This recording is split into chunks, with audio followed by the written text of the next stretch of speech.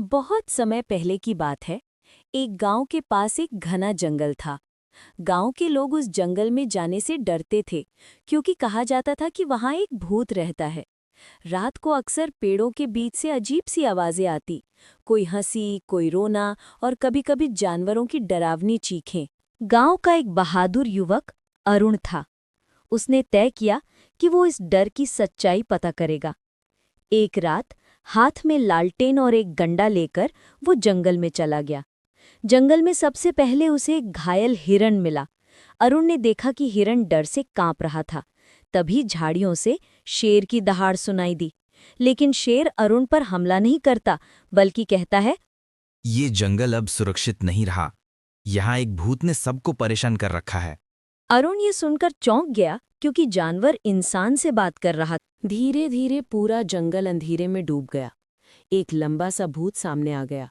उसकी आंखें अंगारे जैसी लाल थीं और आवाज गड़गड़ाहट जैसे।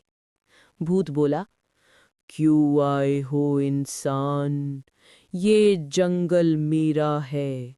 जो भी यहाँ आता है उसे मैं कभी लौटने नहीं देता।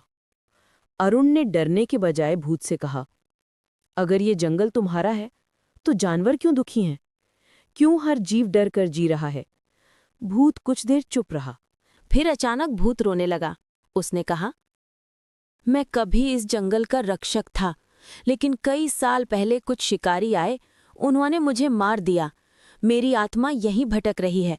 मैं इंसानों से नफरत करने लगा और सबको डराने लगा। तभी जंगल के जानवर, शेर, हाथी, बंदर और चिड़ियाँ सब अरुण के पास आ गए। उन्होंने भूत से कहा, अगर तुम सच में रक्षक हो तो हमें फिर से सुरक्षित करो। अरुण ने भूत को समझाया, अगर तुम चाहो तो इस जंगल की रक्षा आज भी कर सकते हो। इंसानों और जानवरों को दोस्त बनाना ही तुम्हारा असली काम है।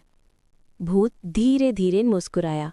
उसकी लाल आंखें बुझ गईं और उसने कहा, अब से ये जंगल फिर से शांति का स्थान होगा।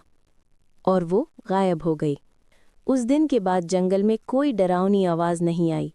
जानवर आज़ाद होकर जीने लगे और इंसान भी बिना डर के जंगल में आने लगे। गांव वाले अरुण की बहादुरी को याद करके कहते, साहस और सच्चाई सबसे बड़े हथियार होते हैं।